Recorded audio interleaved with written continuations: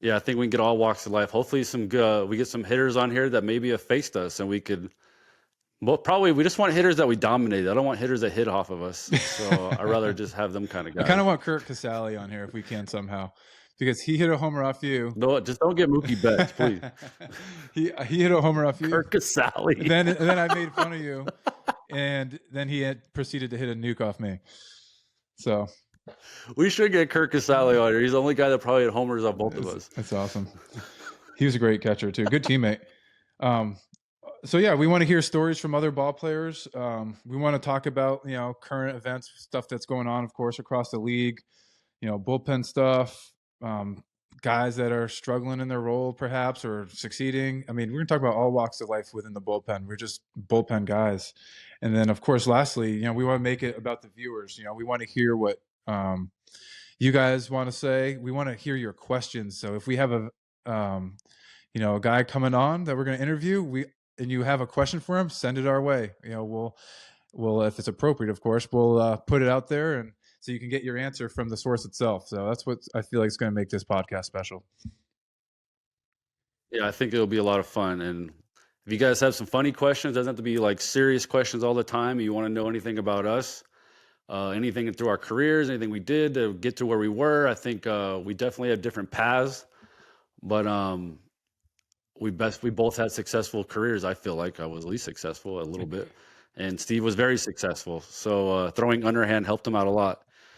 So if you guys have any questions, just reach out, and I think this will be a fun podcast. Absolutely. Well, while we're on the subject, Brandon, why don't you tell us, you're retired now, semi-retired, avid BMXer, Not official. unofficially retired, could make a comeback at age 45.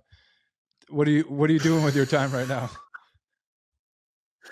Right now, I'm just healing from a broken ankle. If you want to see, I got 2 screws in my ankle.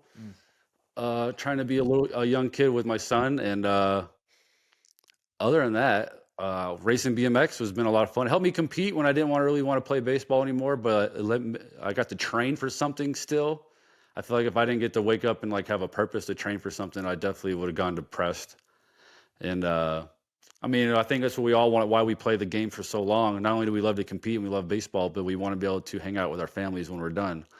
And the first thing I got to do when I left the Phillies was go to the track with my son and just have an awesome experience. And after that, I just fell in love with just the experience of competing with him and hopefully show him what hard work could be to achieve something. And so far, it's been a lot of ups and downs. I think we yell at each other a few times, but he's learning, and I'm learning to be a better father, a better communicator throughout that. Because obviously, his first 5 years, I wasn't around so much. But it's been a lot of fun. What are you doing with your time? I think the first couple months are the hardest. Actually, I think the middle of the summer are the dog days of retirement, and it starts to get hard. What? I honestly, I'm being serious. I thought it was going to be a lot harder so far. By God's grace, it's been easier than I ever expected, because I just love what I loved about baseball, other than the competing and, winning, hopefully, was just the schedule you're on, right? We're so routine oriented that you get in a groove. So if anything was hard, it's the fact that it's funny. I get to dictate my own schedule now, but I don't really like it. Does that make sense? Yeah, exactly. So that's Yeah. what's been the hardest. But with that, it comes, like you said, and I love what you said about the family time. I mean, that's the huge reason why I hung them up, is I just wanted to be around my 3 girls more. My 2 older ones played softball. One of them played softball for her first time this year. I got to coach both of them on 2 different teams.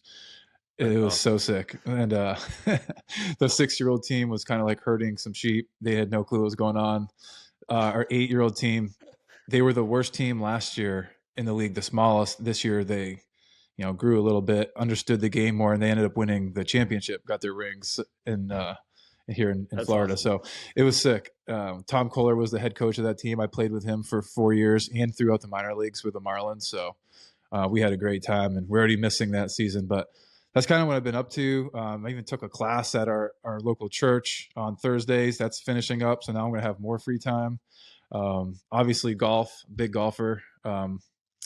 Actually, you'd appreciate this. I came in last year, 2022, at a 9.8 handicap, and I just checked the other day. I'm down to a 2.8, and I only played What? Who's keeping score? exactly generous scorekeeping. Um, What is it? A putt putt? Like, there's no way.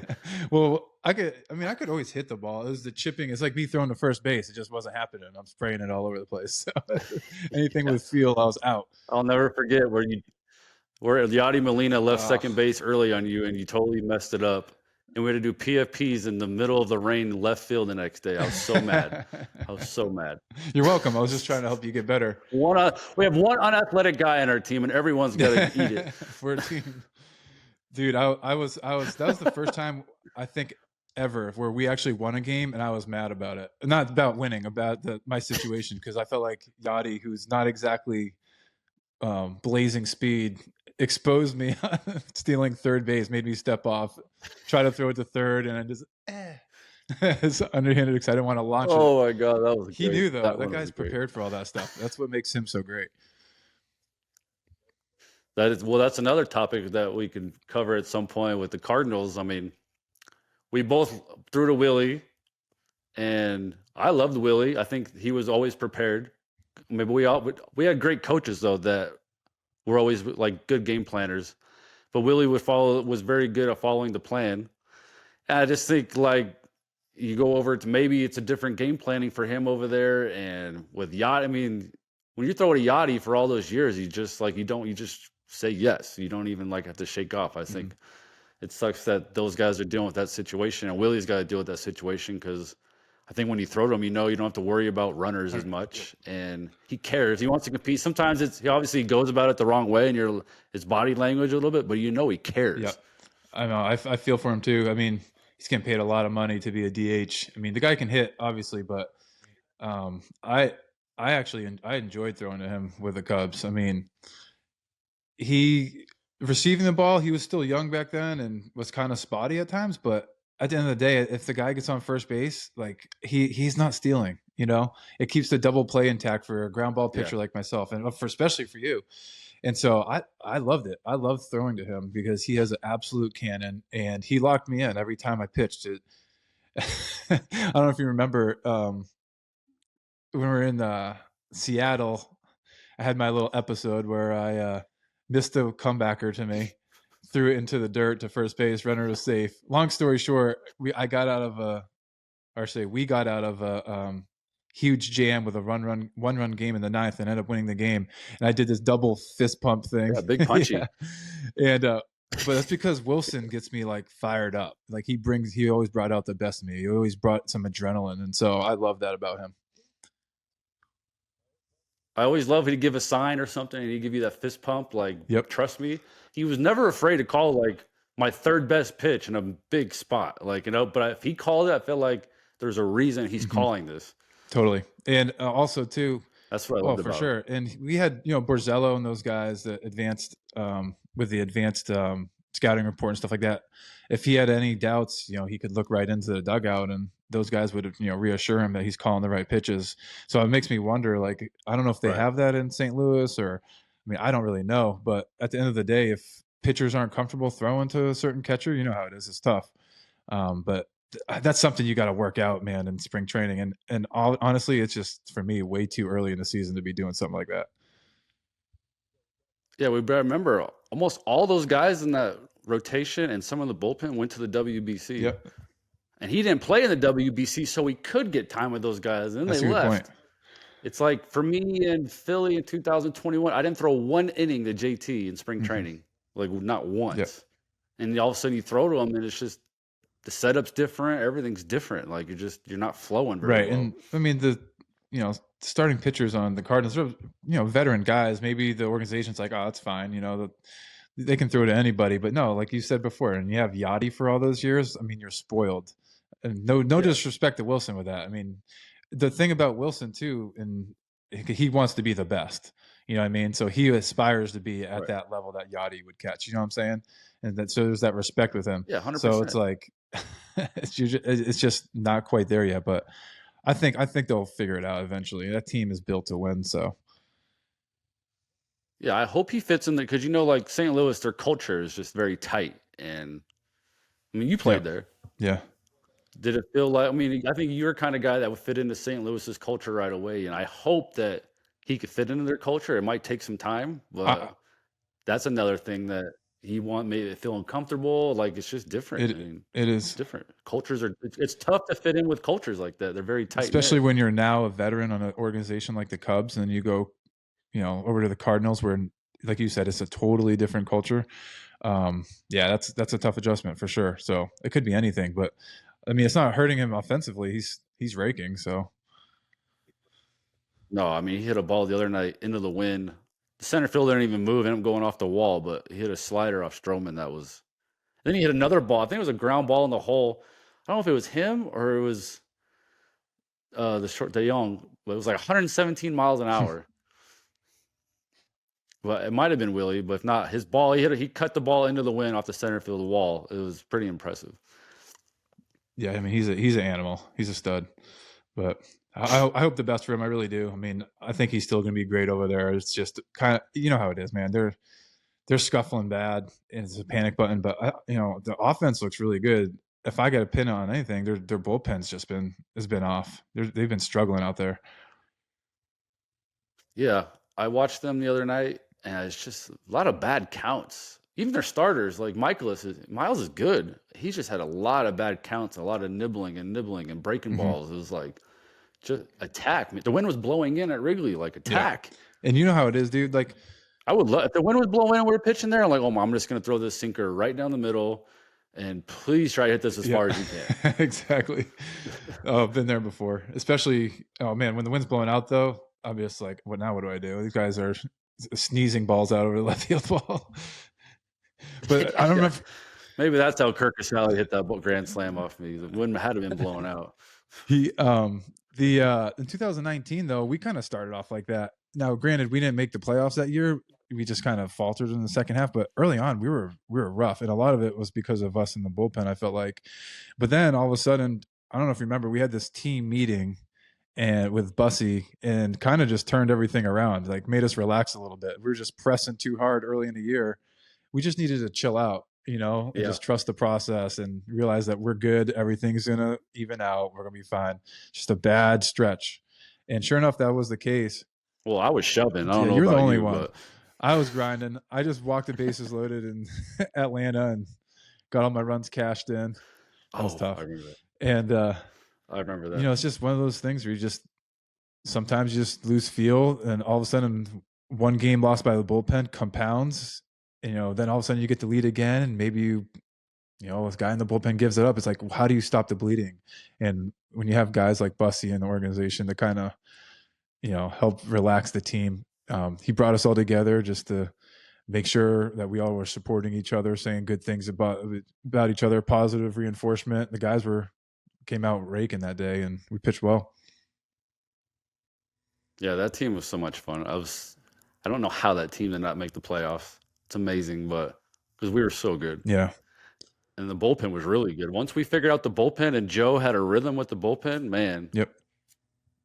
And then obviously we had really good starters too. Yeah, But I just think, yeah, it takes one game. It takes one game for you to be like, you know what? I'm just going to attack them here and see what happens. And all of a sudden, you just go 1, 2, 3. Maybe you get a punchy out of it, and you're like, that's what I need to do. Like just nibbling is just chasing the punch. Like I always say, chasing the punchies lead the walks. Like, and these days they love the strikeouts. The front office and everyone loves the strikeouts. That's all they talk about. But that leads to 25, 30 pitches and maybe a walk. You're not available the next day. You're probably not fresh. So if you just come in and attack, if these guys just go in and just today, I'm just going to attack. I'm just going to attack them with my fastball. I'm not going to try to expand so much. And you might have an 8-pitch inning and you'd be like, man, that was easy. I mean, it's never easy. You make it look easy, but sometimes you're like, yep, that was easy. Especially a guy, dude, like Jordan Hicks. I mean, I'm watching him pitch the other day. His stuff is ridiculous. And he's got to know his stuff is ridiculous, but he's just kind of spraying the ball everywhere. And I'm watching this and I'm like, man, I mean, don't get me wrong. Like I've walked my fair share in my career, but like if I'm throwing 100 miles an hour with that movement, with that wipeout slider or a sweeper, now they call it, like I'm using that thing. I'm just going after guys, and whatever happens. You know what I mean? And sometimes I wonder like what goes on right down in these guys' heads, their mentality out there, if they're just scared or if they're not scared, they're attacking. It's just not working out. Who knows what it is? But I guess as a coach, like let's say Brandon Kinsler, pitching coach, St. Louis Cardinals. What are you telling these guys that are, if they're struggling in the bullpen, giving it up a little bit? How are you turning the ship? Let's just say I'm going to Hicks. I'd be like, you're throwing 101 mile an hour sinkers. The guy doesn't even want to be in the box, 1st of all. Like, you're already mentally defeated them by coming out of the gate. Like, just full on attack mode. And if they start hitting you, adjust from there, but don't give in and be 1-0, 2-0, and they start feeling confident knowing that you don't feel confident. Just 0-1, 0-1. You should always be 0-1, 0-1. I mean, it's easier said than done to be 0-1. But if you come in, the hitter knows when you're attacking him, and they're probably going to swing right away because they want to get out of the box. They don't want to let you get to the nasty slider. They'd rather you get this fastball that you might leave up, and they'll fist you into center field or something. Totally. But I would just be full on attack. If that was my guy, I'd full on attack mode. And then if I had, let's see, where's it, Cabrera, the lefty? Genesis. Yeah, the curveball's filthy. Off speed's filthy. I feel like he doesn't throw enough fastballs to where he loses the feel. And that's why he'll spray every once in a while. A lefty scares the heck out of a lefty up and in. If he could just focus on just your curl, I feel like his curveball is always going to be there. Let's focus on establishing this fastball at least once in a hitter, and it'll allow everything else to play off of that. Right. And then you got because those guys have unreal stuff. They're too good. Unbelievable. He's so sick. Oh God. I mean, that's. You know, it was crazy. I'm watching him. He cannot strike anybody out against the other night. The Cubs are tough. They're tough to strike out. They're battling the heck out of them. But the thing is, he's throwing his 101. It's right down the middle. Like, it's not spotted. It's literally like I throw 101 miles an hour. I'm throwing it right down the middle. It's one thing if you throw 101 with some sink down the middle, but when you throw 101 with but he's got ride though too. Straight balls go far. Dude, but that's the thing. I'd rather have that than walking guys and nibbling. Just go right after him. Oh yeah, make them hit you for sure. Well, they have a 2-run lead, 2 or 3-run lead. Yeah, I get that attack. It's just, but the thing is, like, those guys are going to get worn out because their starters aren't going deep. True. At all.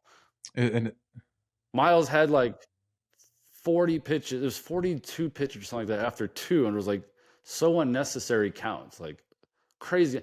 And then he was in the 5th or 6th inning. He threw a nasty sinker, and Dansby swings right over it. What do you go? Breaking ball, double. It's like he literally just swung over he just showed you how nasty your sinker is. Where did the breaking ball have to come from? Because the scouting report said it. Called from the dugout. I don't know. It's all a comfort thing too. I don't know. Just read. I think sometimes we've lost the ability to read the at-bat of what's happening. If we just go off whatever the scouting report says, the guy looks at his 0-1 count. Let's throw a slider. 1-1 count. We need to throw another slider. Like, when did he ever show you need to throw a slider? Yeah. A guy like Dansby, I mean, great hitter. You can stay with sinkers down and away are super good on him and in on his hands.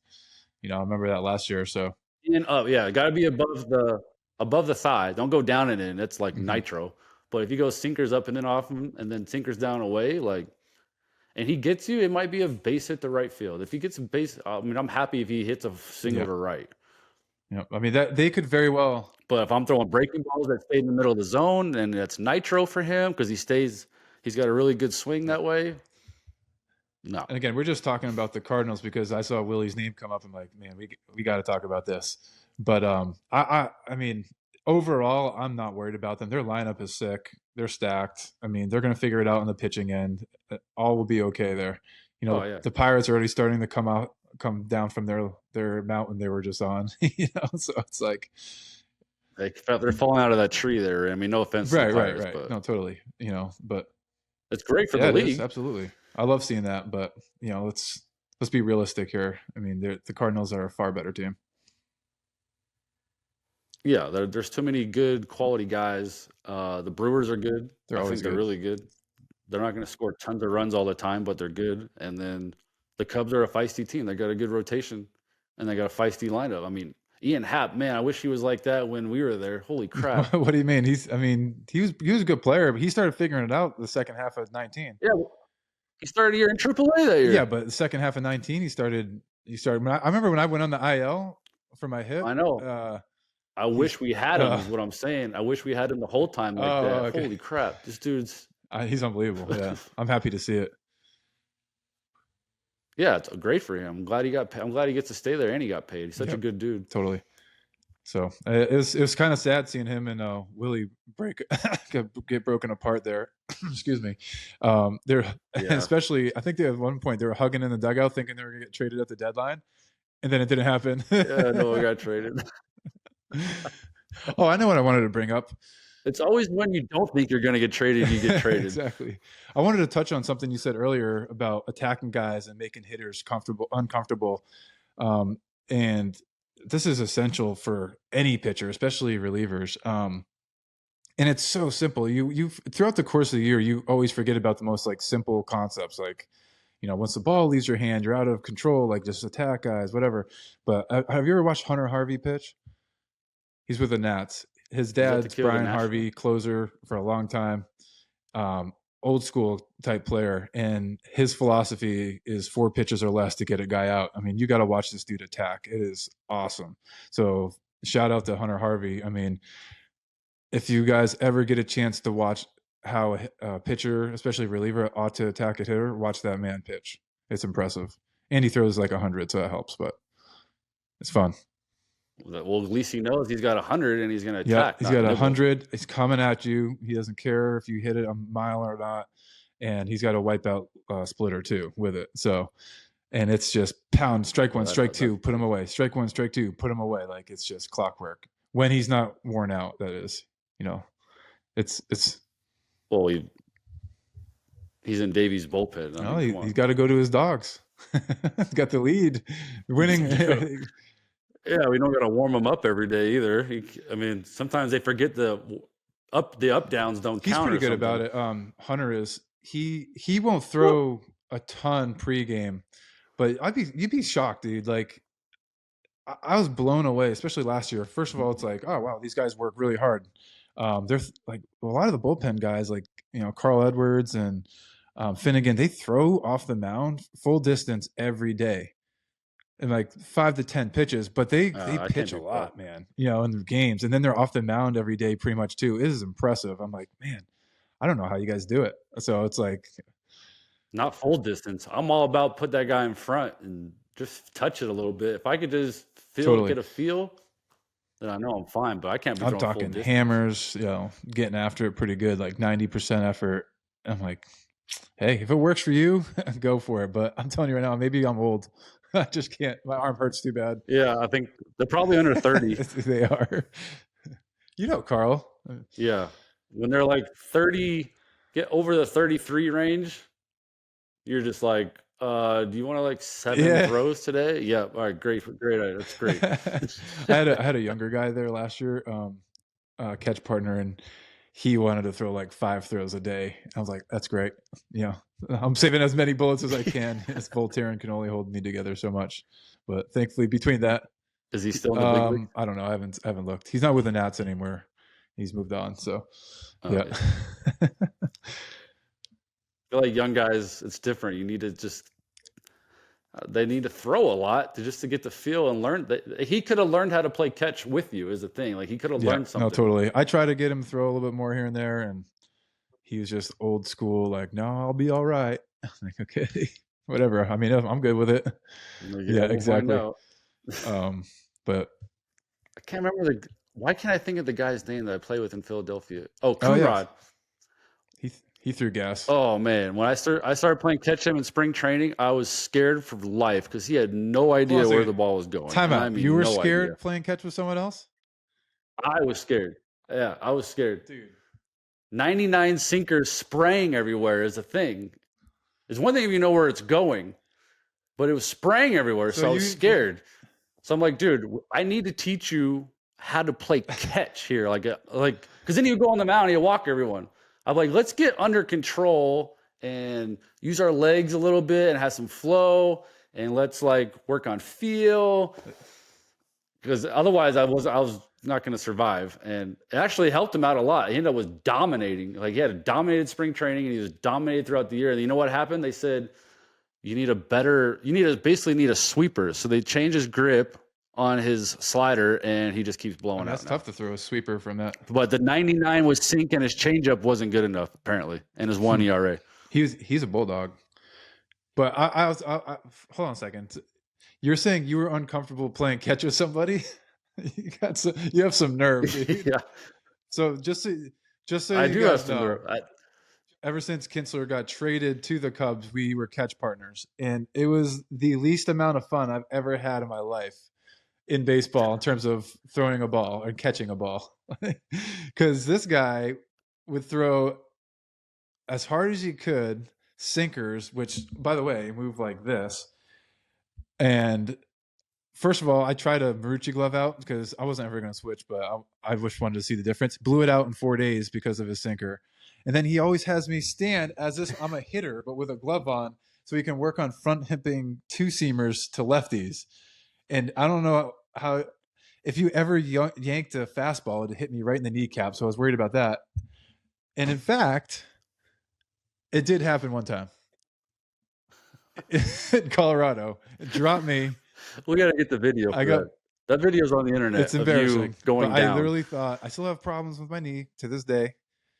I literally thought you shattered my kneecap. I got carted off the field. I was telling Tommy Hotovy, our pitching coach, I'm done. This is it. He blew me out. Like half serious. I was like, yeah, 8th inning mine. Get this guy out of the 8th inning. And the day before that, I blew the game. I don't remember that. I gave up a double off the first base bag, and then that ended up scoring. I do remember that. That's why I was like, and I didn't even get the pitch. I'm like, I'm taking him out. I'm tired of this. Well, my thing was with my catch, if I practice throwing sinkers to your chest, what is that ever going to do for me? No, exactly. I totally agree. I'm just giving you a hard time because you said it was hard. And you know how hard it is to sink your body up?